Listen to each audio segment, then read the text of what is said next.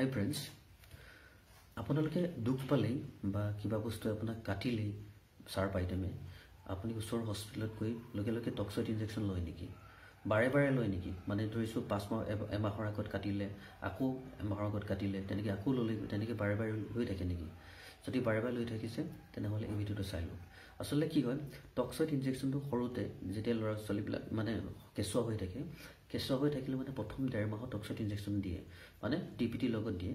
প্ৰথম 1.5 মাহত দিয়ে, নেক্সট 2.5 মাহত দিয়ে, নেক্সট 3.5 মাহত দিয়ে, নেক্সট 18 মাহত দিয়ে, নেক্সট 5 বছৰত আৰু 10 বছৰলৈকে কেঁচুৱা এটাই টিটেনাছ টক্সইড ইনজেকশ্যন পাই থাকে।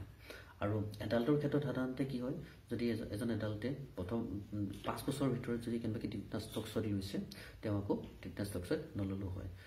আৰু মহিলাবিলাকে সাধাৰণতে কি হয়, যেতিয়া প্ৰেগনেঞ্চি হৈ থাকে, প্ৰেগনেঞ্চি হোৱা টাইমত তেওঁলোকে টিটেনাছ টক্সইডটো পাই যায়। কিন্তু এটা কথা মনত ৰাখিবলগীয়া, আপোনাক যদি কিবা চাৰ্প আইটেমে মানে লেতেৰা পেতেৰা থকা মানে গ্লাছ হওক বা এনেকুৱা চাৰ্প বস্তু হওক, মাউনাৰ ধৰা বস্তু, এনেকুৱা লেতেৰা বস্তু যদি আপোনাক কাটে, তেতিয়া আপুনি যদি প্ৰথম 5 বছৰৰ ভিতৰত যদি আপুনি কোনো টিটেনাছ টক্সইড লোৱা নাই, তেনেহ'লে টিটেনাছ টক্সইডটো ল'ব লাগে। আৰু যদি আপোনাৰ চাৰ্প আইটেম হ'লেও যদি তাত কোনো চাফা হয় বা লেতেৰা পেতেৰা নাথাকে, তেতিয়া যদি আপুনি 10 বছৰলৈকে 10 বছৰ আগতে যদি টিটেনাছ টক্সইড লৈছে, তেতিয়া হ'লে যদি চাৰ্প বস্তু হয় মানে একদম চাফা বস্তু হয়, তেতিয়া পুনৰ আকৌ টিটেনাছ টক্সইড নল'লেও হয়। কিন্তু বাৰে বাৰে লৈ থকাৰ 1 মাহত কাটিছে, আকৌ নেক্সট মাহত দুখ পালে আকৌ ল'লে, এইটো লৈ থকাটো টিটেনাছ টক্সইড লৈ থকাটো ভুল কথা।